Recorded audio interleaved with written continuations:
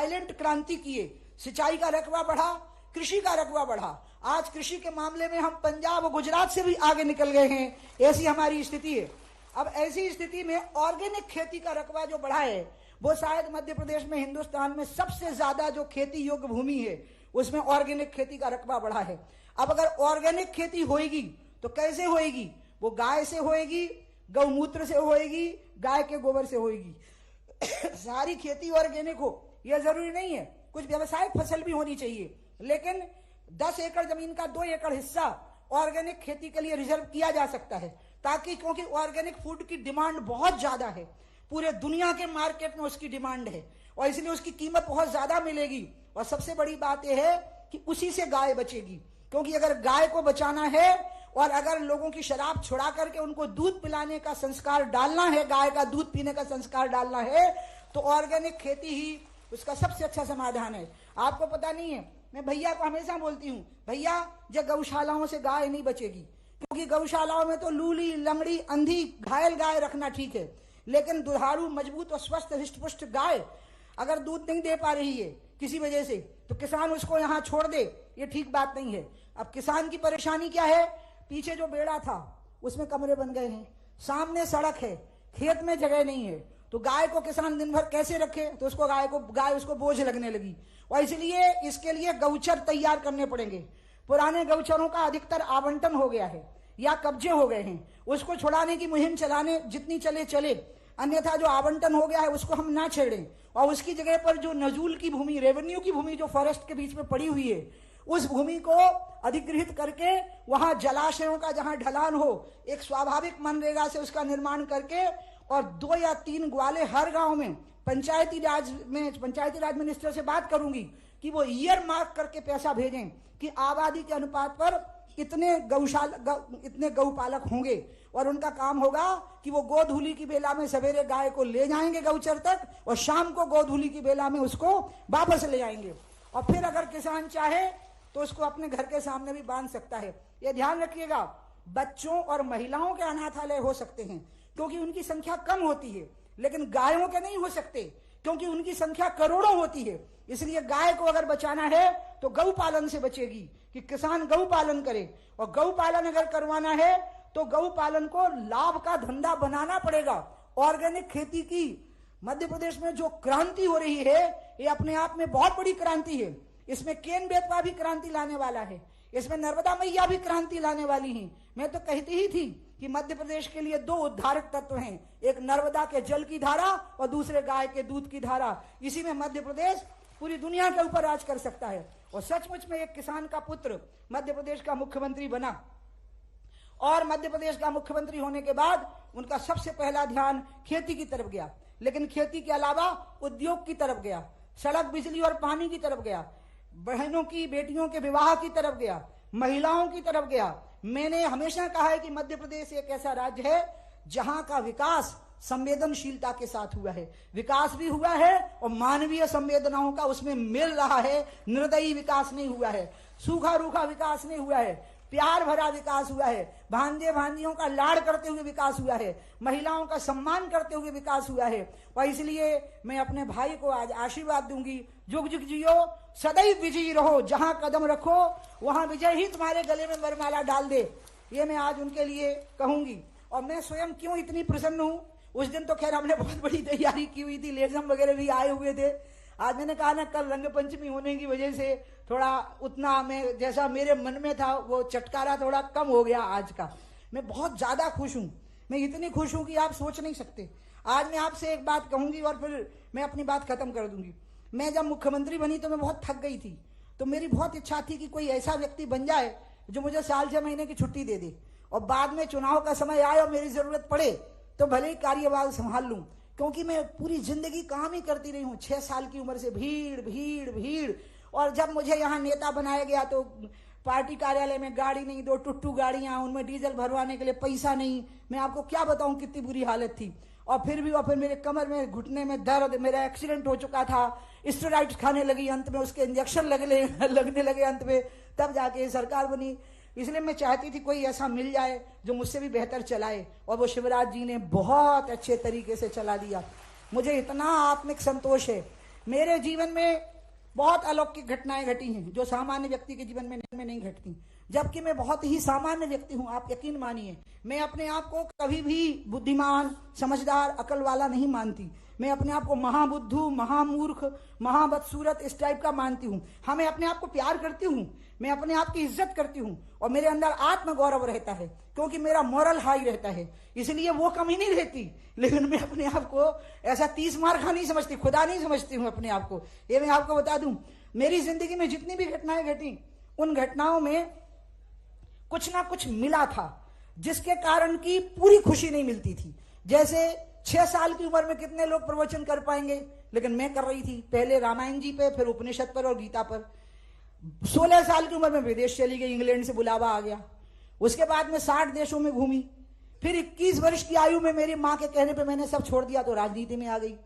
उसके बाद तो मैं जब भी गई विदेश, जब लोग विदेश जाने को खाली पिक्चर पोस्ट कार्ड में देखते थे, तब मैं जब विदेश गई तो मुझे हमेशा माँ की याद आती रही, तो मुझे अच्छा नहीं लगा वहां पर। मैं आपको ये बताना चाहती हूँ कि हर एक चीज अधूरी रह गई। फिर जब मैं यहाँ आई, माँ के साथ रही, तो माँ का निधन हो गया तुरंत, तो उसका बहुत दुख हुआ। फिर मैं राजनीति में आ गई तो मैं 6 बार MP बनी हूँ, 2 बार 2 राज्यों से MLA बनी हूँ, मुख्यमंत्री बनी हूँ, केंद्र में मंत्री रही हूँ। लेकिन हर बार कोई एक बात ऐसी हो जाती थी। अयोध्या आंदोलन हो रहा, मेरे सामने ढांचा गिर गया, मैं वहीं थी, और उस अभियान में मैंने 500 साल से चल रहे अभियान का जब अंत आया तो मैं भी उसकी निर्णायक भागीदारों में से एक थी। मेरे लिए गौरव का क्षण था। लेकिन मेरे अंदर आशंका थी कि दंगे भड़का देंगे, कांग्रेसी और वामपंथी गम खा के नहीं बैठेंगे, कम्युनिस्ट और जो कांग्रेस के लोग हैं ये दंगे भड़काएंगे। और भोपाल इसका गवाह है कि यहाँ उकसाया गया था लोगों को दंगे करने के लिए, और इसलिए ढांचा गिर गया। मैं भौचक्की खड़ी थी कि हनुमान जी ने खेल कर दिया, लेकिन अंदर भय था। मैं आपको सच्ची बता रही हूं कि हे भगवान, बेकसूर लोगों की जान जाएगी, हे भगवान दंगे ना होने पावे। ये मेरे मन के अंदर 6 दिसंबर की घटना पे था। उसके बाद जब मैं केंद्र में मंत्री बनी तो मुझे हमेशा लगा, कोई आदमी 36 साल की उम्र में मंत्री बन गया तो बहुत बड़ी उपलब्धि है, लेकिन मुझे लगा कि मेरे सिर पे अटल जी का हाथ होना चाहिए, कोई गलती ना हो जाए, क्योंकि अपन खराब मिजाज के माने जाते हैं। अधिकारियों को कुछ कर दिया, फेंक फाक दिया, कुछ हो गया तो गड़बड़ हो जाएगी। सच्ची में तो बड़ी सतर्क सी रहती थी। उसके बाद में युवा मोर्चा अध्यक्ष बनी तो सबसे कठिन काम था घुसपैठ का, तो घुसपैठ के खिलाफ मानव दीवार बनी। गर्व का विषय था कि 6 लाख लोग मानव दीवार बनाने पहुंचे, लेकिन मेरे अंदर भय था कि लोग वापस लौट लेंगे तो घुसपैठिए उन पर हमला कर सकते हैं। तो मैं एकदम उस समय मैं आपको क्या बताऊं, मैं भय से भरी हुई थी। हुबली में चैलेंज था ईदगाह मैदान में तिरंगा झंडा फहराना, लेकिन फहरा दिया हमने लाठी गोली का सामना करके। लेकिन मेरे अंदर दुख था क्योंकि गोली से लोग, बेकसूर लोग मर गए थे गोलियों से, उसका दुख था। तो मैं रो रही थी फूट फूट के, जबकि जश्न मनाए जा रहे थे तिरंगा झंडा फहराने के, लेकिन आप यकीन नहीं करेंगे मैं फूट फूट के रो रही थी। तो मेरी जिंदगी में जितने भी क्षण आए हैं जिनमें विजय थी, खुशी थी, उसका उल्लास भय, आशंका, असुरक्षा या किसी अज्ञात भय से ग्रस्त हो जाती थी मैं कि कहीं ऐसा ना हो जाए। यहां भी जब सरकार बनी और आंकड़ा 173 को पार करने लगा तो मेरे मन में पहली बात आई, मैं दिग्विजय सिंह जी को मिलने गई। अब बेचारे हार गए थे, लेकिन फिर भी प्रणाम करने की परंपरा है हारे हुए व्यक्ति को, तो मैं उनको प्रणाम करने गई। तो जब मैं उनको प्रणाम, अच्छा उन्हें कह भी रखा था कि हार जाऊंगा तो संन्यास ले लूंगा, तो संन्यास लेने की बारी उनकी आ गई, मुख्यमंत्री बनने की बारी मेरी आ गई। अब मैं उनको मिलने गई तो उनने मुझे कहा, उमा अर्थ संकट बहुत बड़ा है, पैसे का इतना बड़ा संकट है कि राज्य चल नहीं पाएगा, तुम कर्मचारियों की तनख्वाह देने में भी तुम्हें परेशानी होगी। मैंने कहा भाई देखते हैं, रास्ता निकालेंगे। ओपन मार्केट वो उनका रास्ता निकाला, और मैंने सुना कि त्रिजुगी नारायण में 3 कुंड हैं, अगर शिवरात्रि को उनमें स्नान कर लिया जाए तो मनोकामना पूरी होती है। तो मैं मुख्यमंत्री थी और मैं वहां गई और बर्फ की परत थी पानी पर। मैं आपको क्या बताऊं, मैं पहले नहाई, जो नियम है पहले शिव जी के कुंड में, यानी ध्वंस करो, हमारी किस्मत को बदलो। दूसरा कुंड होता है ब्रह्मा जी का, यानी नए को जन्म दो, और तीसरा होता है विष्णु का, कि पोषण करो। वो तीनों कुंडों में जब मैंने नहाया तो लोगों को लगा है कैसी मुख्यमंत्री है, मर जाएगी ठंड में, क्योंकि बर्फीला पानी है। लेकिन मैं उसमें उतर गई, और अंत में जब मैं खड़ी हुई त्रिजुगी नारायण की धुनी के सामने, तो मैंने कहा मैंने एक ही मनोकामना से स्नान किया है कि मेरे राज्य में धन धान्य की कमी नहीं रहनी चाहिए, ये मेरी मनोकामना है। और वो मेरी मनोकामना शिवराज जी ने पूरी की है। किसान इतना खुशहाल है, मजदूर इतना खुशहाल है, महिलाएं इतनी खुशहाल हैं, नौजवान इतने खुशहाल हैं, सब तरफ प्रसन्नता देखने को मिलती है लोगों के चेहरे के ऊपर। तो इसलिए आप समझ लीजिए कि उस समय भी मेरे मन में क्या बात रहती होगी कि ये राज्य को ठीक से चलाना है। ऐसी कितनी बातें रही हैं जब जीवन में सफलताएं मिली, उत्कर्ष मिले, अलौकिक उपलब्धियां हुई, लेकिन मैं भय या आशंका से ग्रस्त रही। एक घटना ये घटी है आबकारी नीति जो 100% मेरी आत्मा को तुष्टि पहुंचाने वाली भी नहीं, 100%। मतलब अब तो मैं ऐसी नमित हो गई हूं इस भार से कि जब हनुमान जी लंका जला के आए तो मैं रामचंद्र जी नहीं हूं, लेकिन फिर भी जो रामचंद्र जी ने हनुमान जी को कहा कि सुन सुत तो ही उरण में नाही, हे पुत्र मैं तुम्हारा ऋण नहीं चुका सकता। मैं शिवराज जी से 2 वर्ष छोटी हूं, लेकिन वो मेरे पुत्र की तरह हैं। बहनें हमेशा माँ के स्थान पे होती हैं। आज मैं उनको भी यही कहूंगी, सुन सुत तो ही उरण में नाही, हे पुत्र मैं तेरा ऋण नहीं चुका सकती। मुझे जिंदगी में ऐसा संतोष कभी नहीं मिला, आप यकीन करो, ईश्वर साक्षी है, ऐसा संतोष कभी नहीं मिला जैसा कि मुझे आबकारी नीति से संतोष मिला है। परम संतोष, एकदम आत्मा की गहराइयों तक वो संतोष उतर गया। और सीता जी ने जो आशीर्वाद दिया था हनुमान जी को, मैं वो भी रिपीट करूंगी। जब हनुमान जी सीता जी के सामने खड़े हो गए तो जो सीता जी ने कहा वो भी मुझे शिवराज जी को कहना है, अजर अमर गुण निधि सुत होहु और करहूं बहुत रघुनायक छोहु। हे पुत्र तुम अजर और अमर हो और तुम्हारे ऊपर हमेशा भगवान की कृपा बनी रहे। तो मैंने रामचंद्र जी का भी संदेश दे दिया और मैंने सीता जी का भी संदेश दे दिया कि आप अजर और अमर हो, आप सदैव विजय प्राप्त करो, सदैव स्वस्थ व प्रसन्न रहो, आपका यश सदैव बना रहे, क्योंकि तनय मात पित पोषण हारा दुर्लभ जननी सकल संसारा। जब भगवान राम ने कौशल्या से कहा कि माँ मुझे वन में जाने दो, तो माँ ने कहा बेटा मैं तेरे बिना तड़पूंगी, यहाँ मेरी देखभाल कौन करेगा, सीता करती है तू करता है। तो राम ने जो कहा कि माँ 2 तरह के बेटे होते हैं, यहाँ की महिलाएं नोट कर लें कि शिवराज जी कौन सा बेटा है। उन्होंने कहा 2 तरह के बेटे होते हैं, एक वो जो माँ बाप का पोषण करते हैं, मतलब उनके खाने पीने का ध्यान रखते हैं, और एक वो जो माँ बाप का तोषण करते हैं, यानी उनकी आत्मा को तृप्ति प्रदान करते हैं। शिवराज जी वो पुत्र है जो तोषण करने वाला पुत्र है। और रामचंद्र जी ने कहा तनय मात पितु तोषण हारा दुर्लभ जननी सकल संसारा। हे माँ, माता पिता को संतुष्टि प्रदान करने वाला पुत्र सृष्टि में दुर्लभ होता है। और ऐसे ही दुर्लभ प्राणी मेरे बड़े भाई शिवराज सिंह जी चौहान हैं। मैं हृदय से उनका आभार व्यक्त करती हूँ। मेरे जीवन को उन्हें पूर्ण संतुष्टि से भर दिया है। अब मैं आराम से नर्मदा किनारे कुछ दिनों रहूंगी, फिर मैं आराम से प्रसन्नता से भरी हुई हिमालय की तरफ बढ़ जाऊंगी। और जब जरूरत पड़ेगी, मेरे भाई को जरूरत बिल्कुल नहीं पड़नी चाहिए मेरी, क्योंकि उनको भगवान ने आशीर्वाद दिया हुआ है, तो मैं हमेशा उनके लिए काम आऊंगी, मैं जी जान से उनके काम के लिए निछावर रहूंगी। ये मैंने तय कर लिया है, क्योंकि उनने मुझे बहुत प्रसन्नता प्रदान की है। इन्हीं शब्दों के साथ मेरे भाई बीडी शर्मा, जिन्होंने कि इस पूरे अभियान में हमेशा मेरा मनोबल बढ़ाया, मैंने हमेशा बीडी को बुलाया और सारा गुस्सा बीडी पे निकालती हूँ, क्योंकि बीडी का स्वभाव क्या है, वो हंसते ही रहते हैं। गुस्सा करो तो हंसते हैं, गुस्सा नहीं करो तो हंसते हैं। तो इसलिए उनको आज मैंने कहा कि आप भी रहना, मुझे आपका भी अभिनंदन करना है।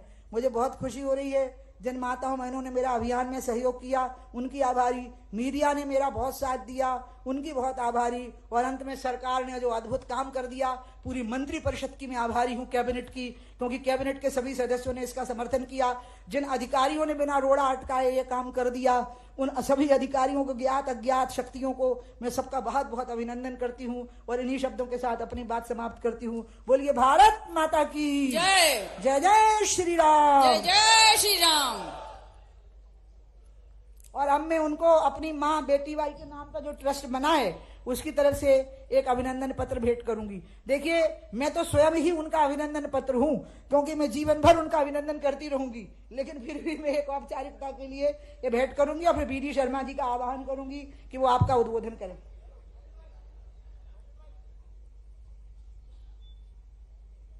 अब हमारी दीदी माननीय अतिथियों को माता बेटी बाई स्मृति शिक्षण समिति का अभिनंदन भेंट करने जा रही हैं। जोरदार करतल ध्वनि के साथ स्वागत करेंगे।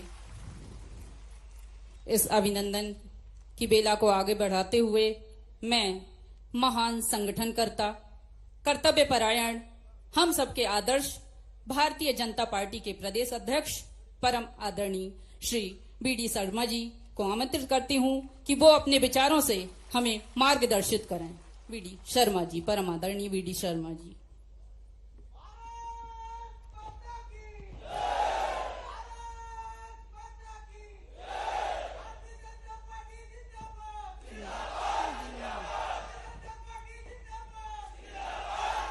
बोलिए भारत माता की, भारत माता की जय। जय श्री राम। आज माता बेटीबाई स्मृति शिक्षा समिति के द्वारा आयोजित मध्य प्रदेश के हमारे लोकप्रिय यशस्वी संवेदनशील मुख्यमंत्री जी के इस अभिनंदन समारोह में जिन्होंने आज एक ऐतिहासिक काम इस भोपाल के अंदर किया है, ऐसी आदरणीय श्रद्धेय आदरणीय उमा जी, मध्य प्रदेश के हमारे लोकप्रिय मुख्यमंत्री आदरणीय शिवराज चौहान जी, यहां पर उपस्थित सभी प्रबुद्धजन, मातृशक्ति और मीडिया के मेरे मित्रों, आज आदरणीय उमा जी ने अपने मन के उद्गार हम सब लोगों के सामने, मीडिया के मित्रों के सामने एक नहीं कई महत्वपूर्ण बातों का उल्लेख किया है। आज माननीय मुख्यमंत्री मध्य प्रदेश के आदरणीय शिवराज सिंह चौहान जी का अभिनंदन का समारोह है। मेरी राजनीतिक उम्र बहुत ज्यादा नहीं है, सामाजिक दृष्टि से भी एक छात्र राजनीति में काम लंबे समय तक मैंने किया है, लेकिन जिसको मैं कहता हूं कि एक मातृत्व भाव के साथ जो स्नेह मिलता है, ऐसा स्नेह मुझे केवल राजनीति में नहीं, जब मैं छात्र राजनीति में काम करता था तब भी श्रद्धेय उमा भारती जी का मुझे उसी रूप में उनका स्नेह मुझे लगातार मिलता रहा है। आज इस अभिनंदन समारोह में मुख्यमंत्री जी का हम सब लोग मिलकर के स्वागत कर रहे हैं, अभिनंदन कर रहे हैं। लेकिन मित्रों, आज इस दिशा में कि भारतीय जनता पार्टी की सरकार पंडित दीनदयाल उपाध्याय के अंत्योदय के उस विचार पर काम करते हुए देश के अंदर माननीय प्रधानमंत्री मोदी जी के नेतृत्व में और मध्य प्रदेश के हमारे मुख्यमंत्री माननीय शिवराज सिंह चौहान के नेतृत्व में जब हम उस अंत्योदय के विचार पर काम करने का संकल्प लेकर के सरकारें जब आगे बढ़ी हैं, जब हम देखते हैं कि जन कल्याण और गरीब कल्याण की उन योजनाओं के साथ उस विचार पर आगे बढ़ने वाली जब सरकारें हैं, तो ये जो अभिनंदन है, ये अभिनंदन माननीय मुख्यमंत्री शिवराज सिंह चौहान का तो है ही, श्रद्धेय उमा भारती जी का मैं बहुत गहराइयों के साथ, अंतर्मन के साथ मध्य प्रदेश के एक एक कार्यकर्ता की ओर से मैं आदरणीय श्रद्धेय उमा जी का भी अभिनंदन करता हूं कि उन्होंने मात्र मुख्यमंत्री जी का अभिनंदन नहीं, उनका अभिनंदन तो है ही, एक राजनीतिक तौर पर उस कार्यकर्ता का अभिनंदन किया है जिस कार्यकर्ता ने जन कल्याण के लिए अपने आप को खपाकर इस मध्य प्रदेश के अंदर अपनी भूमिका निभाई है। क्योंकि एक केवल आज आबकारी नीति, जो आदरणीय दीदी ने कहा कि आबकारी नीति के आने के कारण से उनके मन को पूर्ण संतुष्टि जब मिली है, ये वास्तव में एक सरकार के द्वारा, एक सरकार के नेतृत्व के द्वारा सामाजिक परिवर्तन कैसे लाया जा सकता है, इसका एक अच्छा उदाहरण माननीय मुख्यमंत्री शिवराज सिंह चौहान ने मध्य प्रदेश की सरकार की इस नीति के माध्यम से दिया है। मैं जब भारतीय जनता पार्टी के अंदर प्रवेश किया था और मैं प्रदेश का महामंत्री था, तो उस समय मुझे एक काम की जिम्मेदारी मिली। तब भी माननीय मुख्यमंत्री शिवराज सिंह चौहान ने मध्य प्रदेश के अंदर, जिसका उल्लेख आदरणीय उमा जी ने किया है कि नर्मदा भी इस मध्य प्रदेश की नहीं, इस देश की जीवन रेखा के तौर पर हम लोग मानते हैं, तो नर्मदा सेवा यात्रा का जब उन्होंने संकल्प लिया था कि जो मां नर्मदा मध्य प्रदेश की हमारी जीवन रेखा है उसको संरक्षण के लिए योगदान किसी का है, तो आदरणीय उमा जी के साथ मध्य प्रदेश के मुख्यमंत्री माननीय शिवराज सिंह चौहान और हमारे उत्तर प्रदेश के मुख्यमंत्री आदरणीय योगी जी ने दोनों ने मिलकर के इसके प्रयास किए, तब आज जाकर के वो साकार रूप ले पाया है। तो ऐसे एक नहीं, आज मैं कहूं इस अभिनंदन के समारोह में कि आदरणीय मुख्यमंत्री जी के दैनिक जीवन के अंदर एक ऐसा संकल्प कि दुनिया के अंदर ग्लोबल वार्मिंग से लेकर के दुनिया आज इस बात को लेकर के संशंकित और आशंकित है, दुनिया इस बात को लेकर के मंथन कर रही है कि पर्यावरण की रक्षा कैसे हो, कैसे पर्यावरण को हम बचाएं। तो इसका कोई इंडिविजुअल व्यक्ति संकल्प ले सकता है कि पर्यावरण को बचाने के लिए, तो मैं आज इस अभिनंदन के समारोह में फिर कहना चाहता हूं कि पूरे भारत के इस राजनीतिक इतिहास में किसी राजनीतिक व्यक्ति ने संकल्प लिया कि प्रतिदिन एक पौधा लगा करके पर्यावरण के लिए संकल्पित होकर के मैं काम करूंगा, तो उनके 2 वर्ष पूरे हुए हैं माननीय मुख्यमंत्री जी का। इस बात के लिए भी आज हम सब लोग अभिनंदन करते हैं। तो इसलिए मैं कहना चाहता हूं कि माननीय मुख्यमंत्री जी ने आबकारी नीति ला करके जो नर्मदा सेवा यात्रा के दौरान कि नर्मदा के किनारे 1 किलोमीटर तक कोई भी शराब की दुकान नहीं होगी, और उस समय मुझे अच्छे से ध्यान में है कि मैं तो उस यात्रा का प्रत्यक्षदर्शी था जब चर्चा हो रही थी कि रेवेन्यू में इतनी लॉस होगा, ये कैसे संभव है, तब मुझे अच्छे से ध्यान में माननीय मुख्यमंत्री जी ने कहा था कि ये मेरा संकल्प है, और नर्मदा सेवा यात्रा में मैंने कहा है कि 1 किलोमीटर तक कोई भी शराब की दुकान नहीं होगी, तो चाहे वो 500 करोड़ जाए या 1000 करोड़ जाए, लेकिन संकल्प पूरा होगा। वो दुकानें बंद कर दी गई थी, आज भी मध्य प्रदेश के अंदर वो दुकानें बंद हैं। तो ऐसे एक नहीं, कई प्रकार की चीजों को लेकर हमारे मुख्यमंत्री आदरणीय शिवराज सिंह चौहान ने एक नेतृत्व के नाते से पंडित दीनदयाल उपाध्याय के अंत्योदय के विचार के साथ भारत के प्रधानमंत्री नरेंद्र मोदी जी के उन संकल्पों को पूरा करने का काम भी आज भारतीय जनता पार्टी के मुख्यमंत्री के नाते से वो लगातार एक कार्यकर्ता के भाव के साथ, आम जनता जनार्दन के साथ हम कैसे अपनी भूमिका निभा सकते हैं, इस दिशा में आज आदरणीय मुख्यमंत्री जी आगे बढ़ रहे हैं।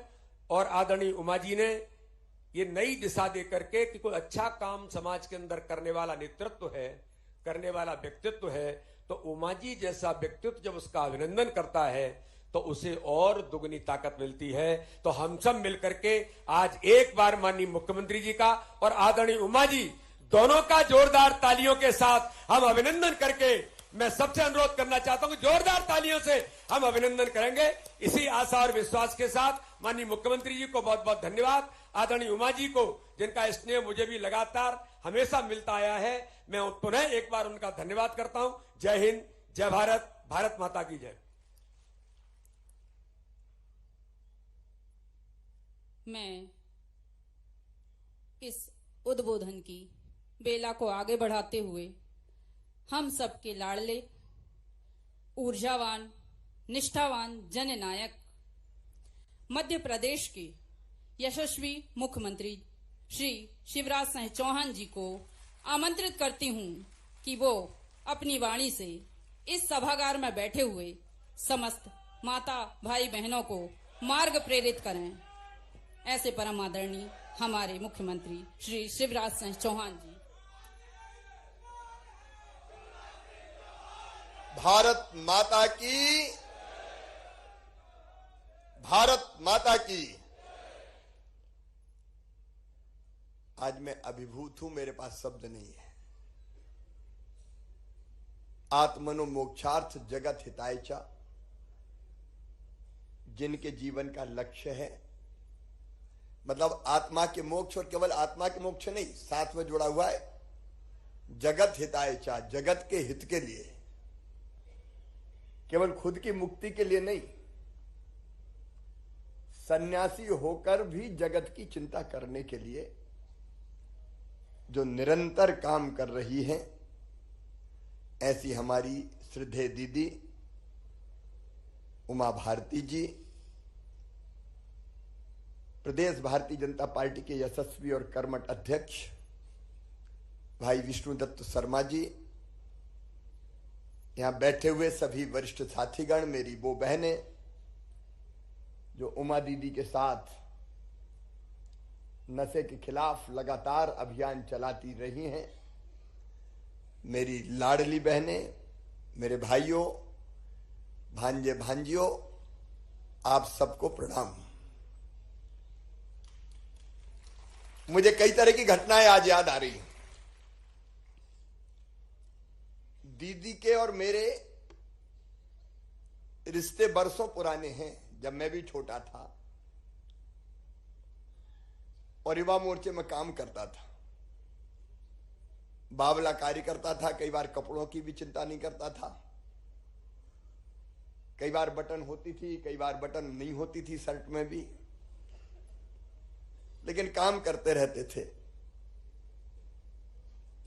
अब उमा जी कैसे करती हैं और क्या करती हैं, इसकी कई घटनाएं मेरे ध्यान में आ रही हैं। एक बार उमा दीदी का फोन आया मुझे, मैं युवा मोर्चे का काम करता था।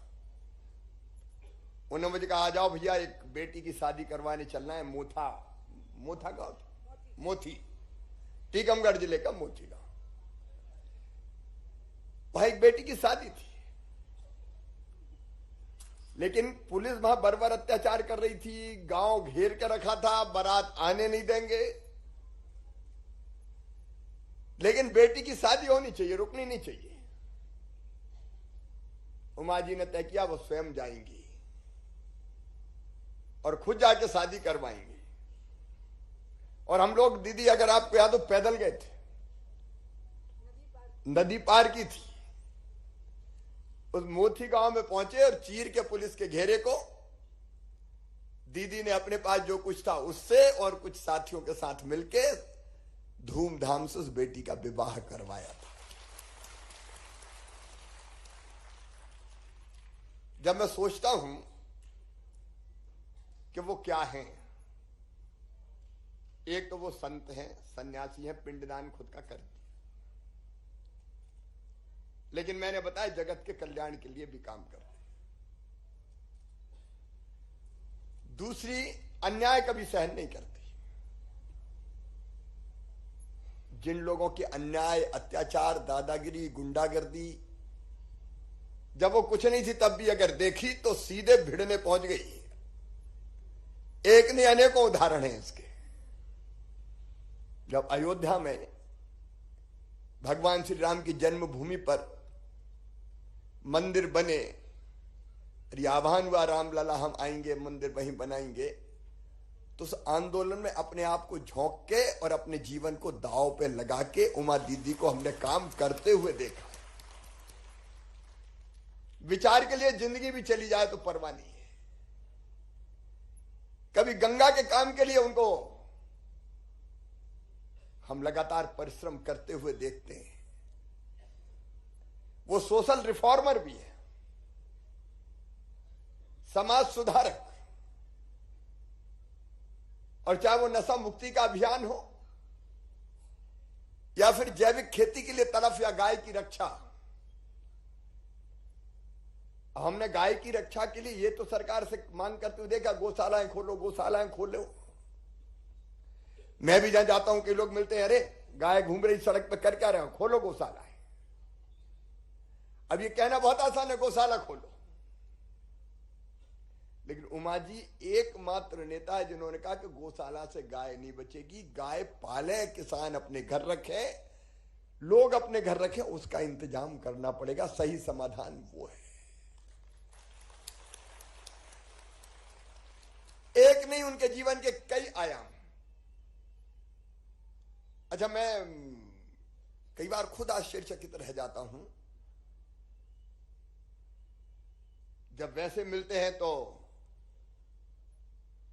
उनका व्यवहार, गाड़ी में बैठे गप्पे लगाते हुए, अलग अलग विषयों पर डिस्कस करते हुए, और उसी समय कोई गलत चीज किसी ने की तो ध्यान आए तो वो गुस्सा करते हुए। लेकिन देखो, व्यासपीठ पे बैठते ही सीधे सरस्वती उनके कंठ में विराजमान होती है। उनके चेहरे का तेज, उनकी वाणी का ओज। अब ये क्या है? आखिर कोई काम तो है जिसके लिए उमा भारती इस दुनिया में आई है। किसी पद पे रहे ना रहे कोई फर्क ही नहीं पड़ता। अच्छा देखिए, उस समय 2003 के पहले, आज तो वातावरण बहुत बदल गया है,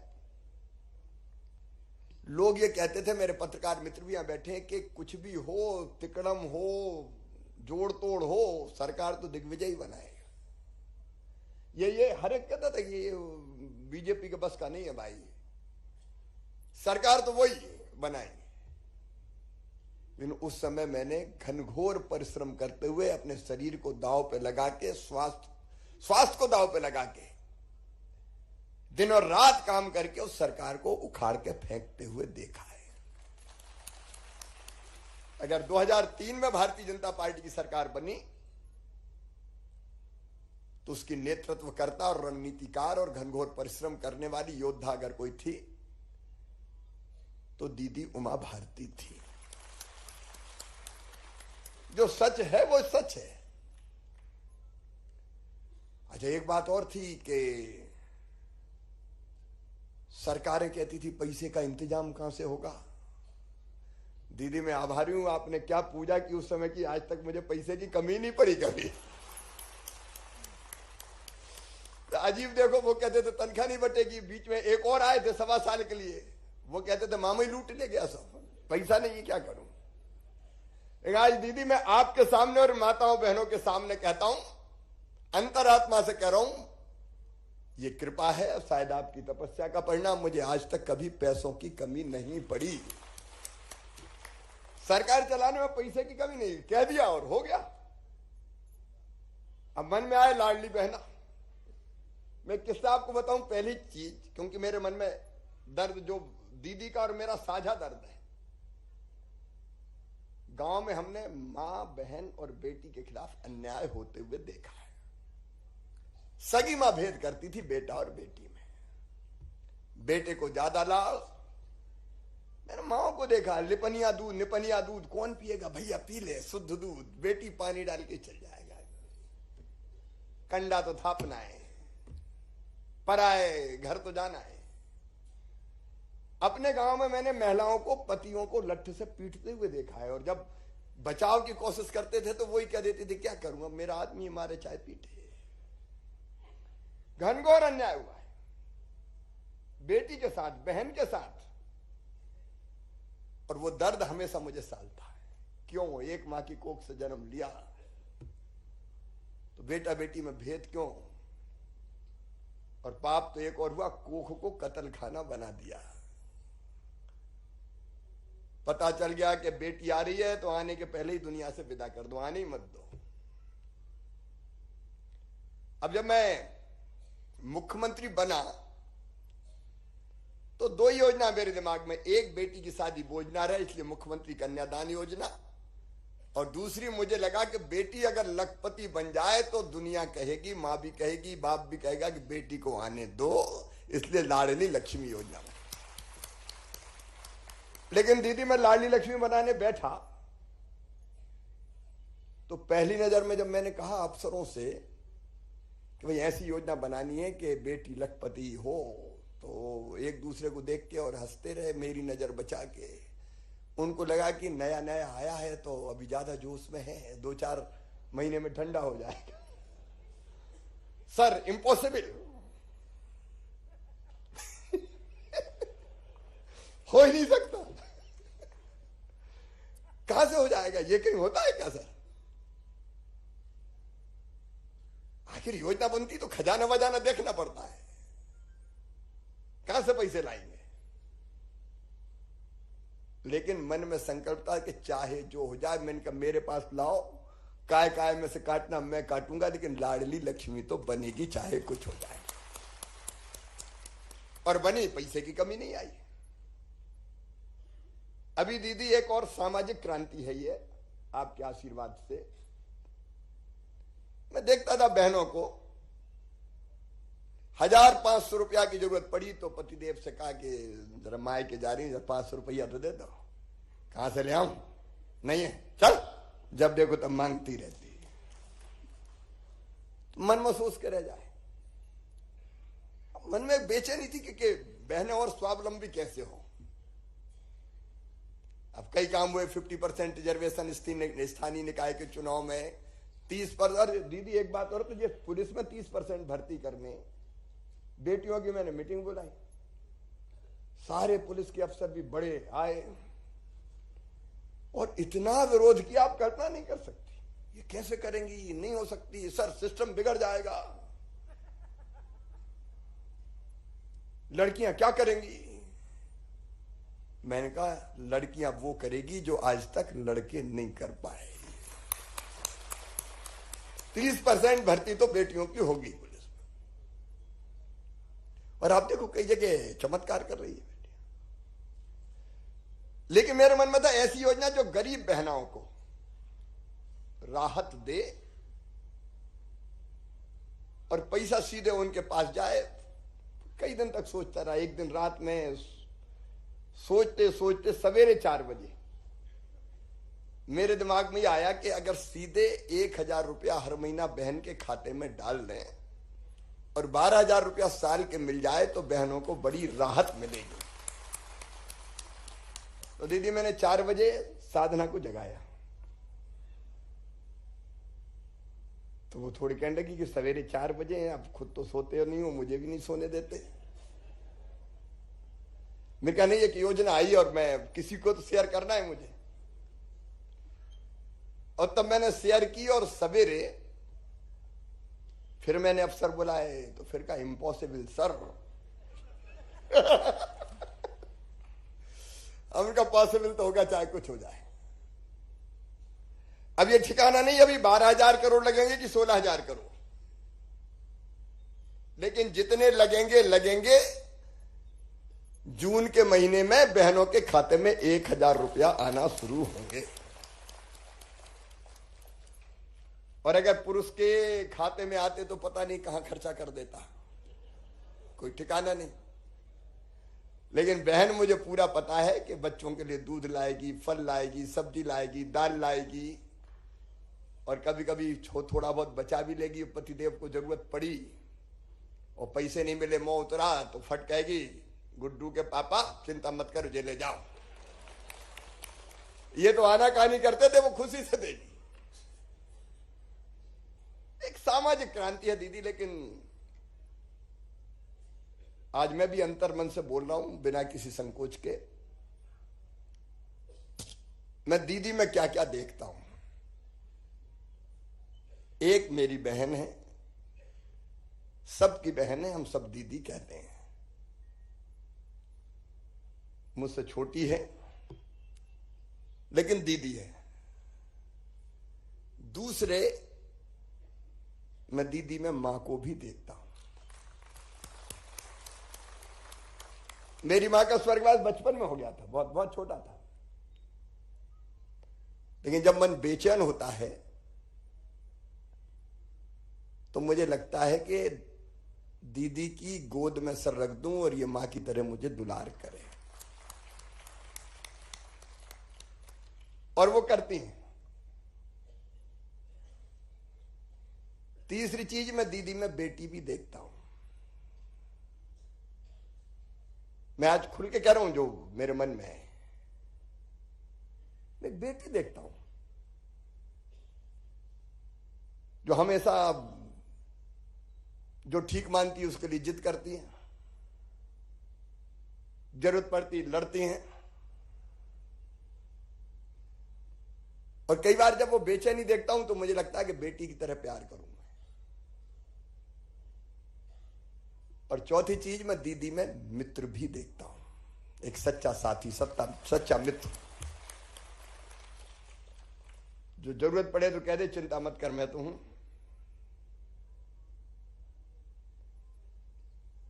आज मैं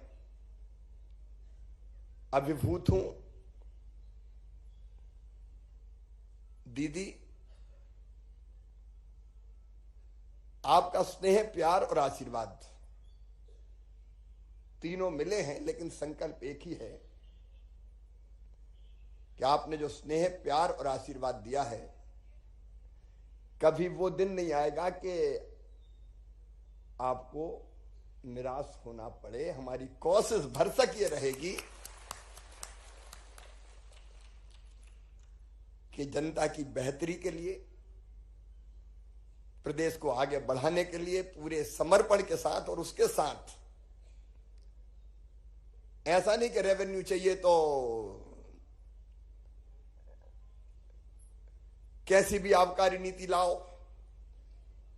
अब ये अब हाथे वाला फैसला कोई आसान फैसला नहीं था। कई तर्क, अरे साहब कहां पिएंगे,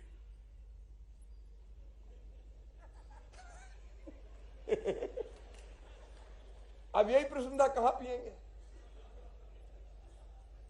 फिर तो सड़क पे पिएंगे कि पार्क में पिएंगे। तुम इनका सड़क पे पिया तो दो लट, भाई सड़क पे पीना अलाउ थोड़ी है भाई। तर्क देने वाले तर्क देते हैं। कई कहते थे ये बुनियादी अधिकार है दारू पीना, आप मौलिक अधिकार का हनन करोगे। तो उनका मौलिक अधिकार है तो घर जाके पिए। और दीदी उधर कह भी देती है कि यार लठमठ ले लेना, घर अगर बोतल वोतल लेके आए तो। सब पत्नी से तो एक बार निपट लो, लेकिन बेटा बेटी से कैसे निपटोगे आप? एक तरह से नैतिक प्रतिबंध। अब 17 बार सोचेगा, अच्छा जो पीता वो ये तो सोचता ही कि मेरा बेटा नहीं पिए कम से कम, इतना तो वो कोशिश करता है। बिल्कुल ही बेशरम हो जाए तो बात अलग है कि, लेकिन मैं आमतौर पर बात कर रहा हूं कि बुरा करने वाले की भी इच्छा होती है कोई बुरा काम कि कम से कम मेरा बेटा नहीं करे। बेटियां तो नहीं करती, अपवाद की बात नहीं कहता मैं। तो वो ये सोच के क्या रही, अब छोड़ो छाड़ो, नहीं तो मुन्ना भी बिगड़ जाएगा। तो मुझे लगता है कि इसके काफी लाभ होंगे। और एक, अब मैं पुलिस वालों को वो खरीदवा रहा हूं, वो एक डंडा रहता है ना जिसको मुंह पे लगाओ तो तुरंत आ जाए कि दारू पी कि नहीं पी। उसको नाम मुझे पता नहीं क्या कहते हैं उसको, पत्रकारों को मित्रों को पता होगा। ऐसे मुंह पे लगा देते हैं तो तुरंत पता। अच्छा जो भी एनालाइजर हो कि भैया वो डंडा खरीदो रे, और गाड़ी चलाने वाले को देखो मुंह में लगा दिया तो पता चल जाए कि पिए तो चलो उतर भैया। काम कठिन है लेकिन करना होगा। कितने एक्सीडेंट होते हैं, कितनी दुर्घटनाएं होती है, और उसी में पाप भी होते हैं। और इसलिए ये समाज सुधार की दृष्टि से एक बहुत बड़ा कदम है। और मुझे कहने में कोई संकोच नहीं है कि दीदी आपका जो दृढ़ संकल्प था और जिस दृढ़ता के साथ आपने इस विषय को उठाया, उसने और प्रेरणा मजबूत की कि नहीं करना चाहिए, कुछ ना कुछ करना ही चाहिए। और फिर हम इस फैसले पर पहुंचे। आज केवल इतनी कह के कि जीवन अर्थपूर्ण हो। आपने जैविक खेती की बात की दीदी, मध्य प्रदेश के लिए ये गर्व का विषय है कि 17.5 लाख हेक्टेयर में जैविक खेती हो रही है हमारे देश में, सबसे ज्यादा 17.5 लाख हेक्टेयर। जैविक की प्राकृतिक भी बढ़ रही है। और गाय बचाने की दृष्टि से भी आपने जो रास्ता सुझाया उसको थोड़ा वर्कआउट और करेंगे। गाय कैसे आर्थिक रूप से भी लाभकारी बन जाए। गोबर के उपयोग, गोमूत्र के उपयोग, उससे किसान को सीधे आर्थिक लाभ। मैंने दीदी वर्कआउट करने का कहा है कि हम गोबर खरीदेंगे तो कितना गोबर आएगा, क्या क्या और उपाय किए जा सकते हैं। गोमूत्र खरीदेंगे तो उसको अभी वर्कआउट करने की कोशिश कर रहे हैं। अभी एकदम किसी निष्कर्ष पर नहीं पहुंचे। लेकिन देखिए, जब कोई नेता समाज सुधारक भी होता है तो कई तरह के रास्ते बताता है और उससे सरकारों को दिशा मिलती है। मुझे पूरा विश्वास है कि दीदी का आशीर्वाद अच्छे कामों के लिए सदैव मिलता रहेगा और बुरा काम मैं कभी करूंगा नहीं।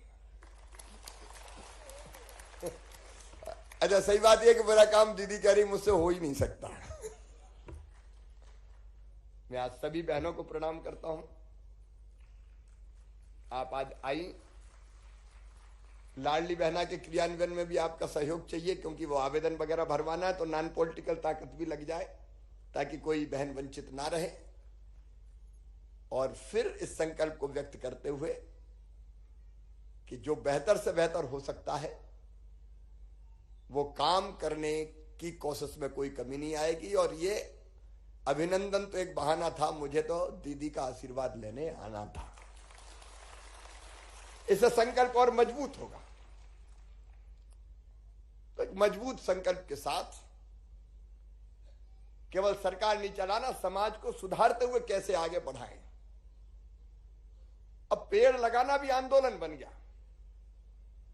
ये कोई काम लगातार आप करो तो वो काम लगातार वही तपस्या होने लगता है। ये अच्छे काम, और उनमें सबसे प्रमुख काम जो मेरी जिंदगी का मैं सोचता हूं कि मैं क्यों हूं, तो सबसे पहली चीज कोई है तो वो और मजबूत हुई है मेरी।